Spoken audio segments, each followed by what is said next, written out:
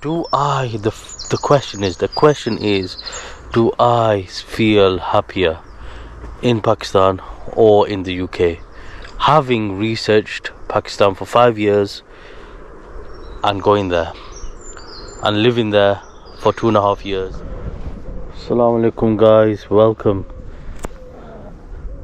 as the chicken emerges and it gains freedom. Chicken, freedom. What do you have to say about yourself?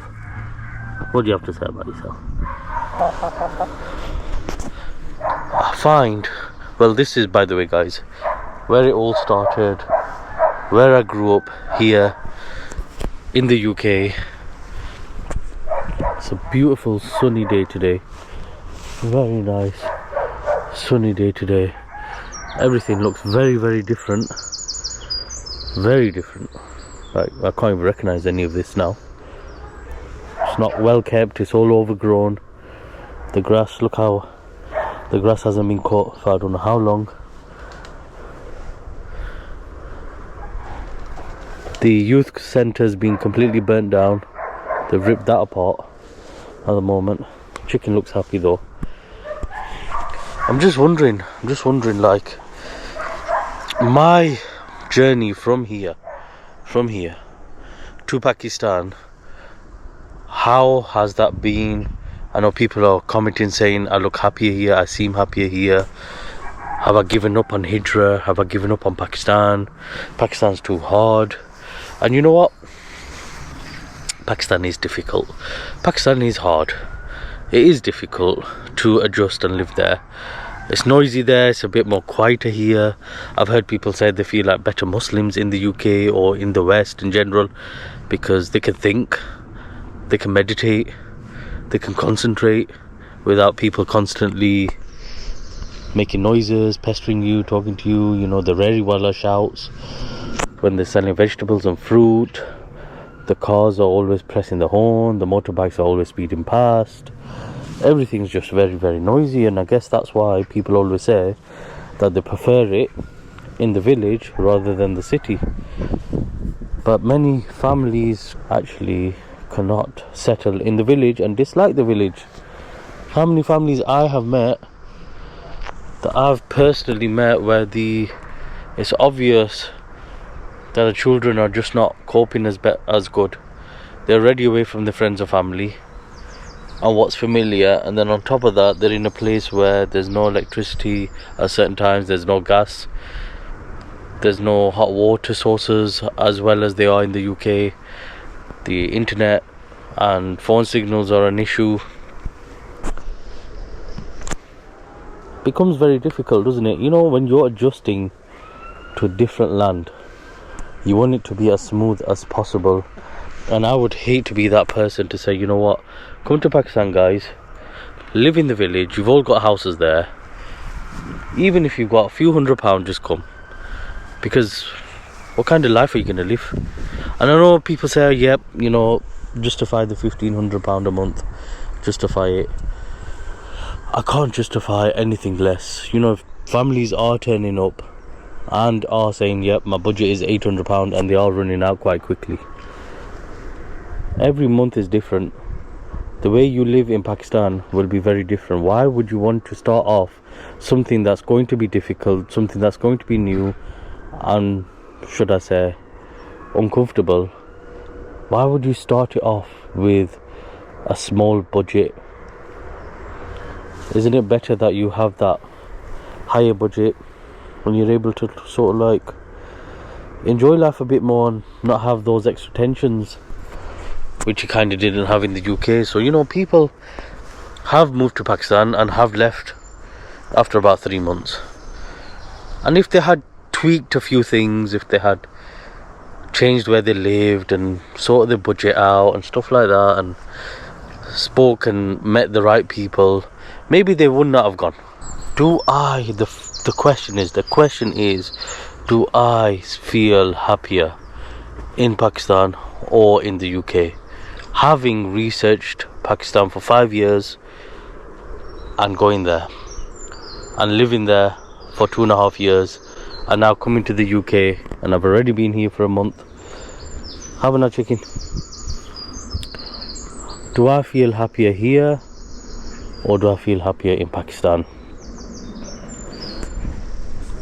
I mean, I've got a few memories of Pakistan, and the best memories I've got are traveling around, me and Myra driving into Islamabad, enjoying all the different terrain, the scenery, seeing different people, different shops, being able to appreciate what Pakistan actually offers.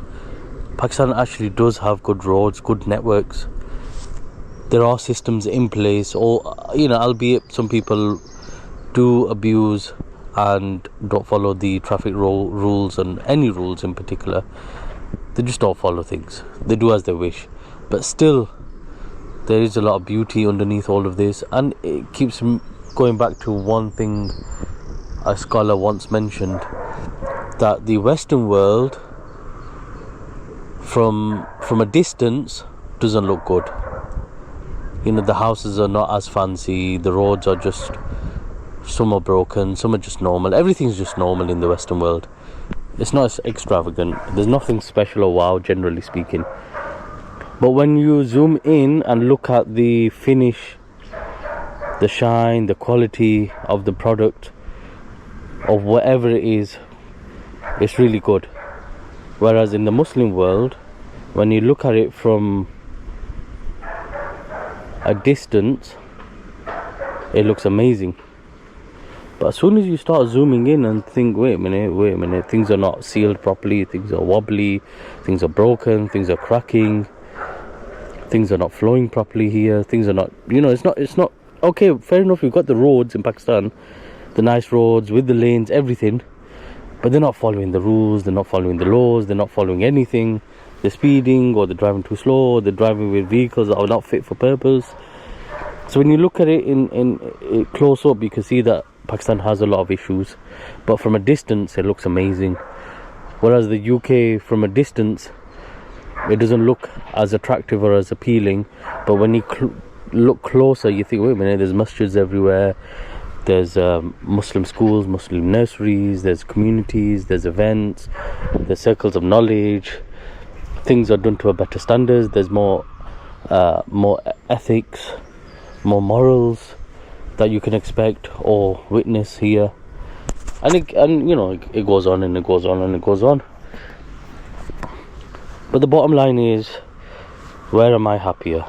Well, I was thinking, how on earth am I going to answer this question? Because really, as a man, how can we answer whether we're happy or not? So what I thought was, okay, let's just imagine I land in Islamabad right now, and I've gone back to the flat. I live in Wakend, and I've come out of the flat, and I'm walking on the road. I'm going to the masjid, whatever. I'm just going about my daily routine. Go to the masjid, pray at the masjid, go back home. How does that feel to me? Well, it's going to be loud.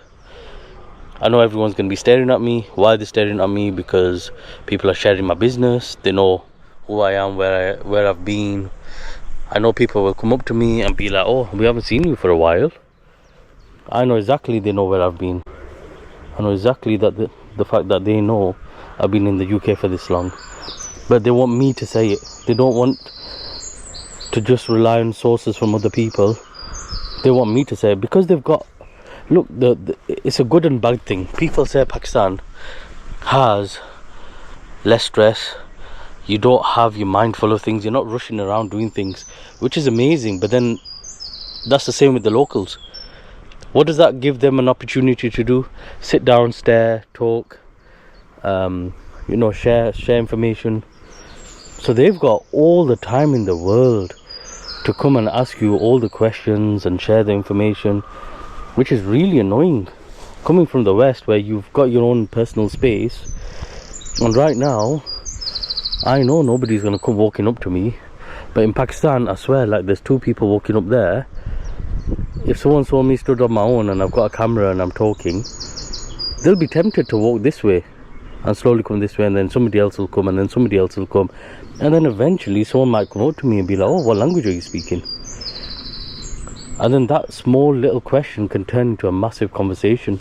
And I live in a country which is Pakistan. I am Pakistani. Am I accepted as a Pakistani? Well, because I've got a Western nationality, they would expect me to live here in the UK and stay here because it's somewhat better. Now, try explaining that to a local person that, look, I've lived and I'm born in the UK, I've got the passport, I've got the nationality, but I'm choosing to live in Pakistan.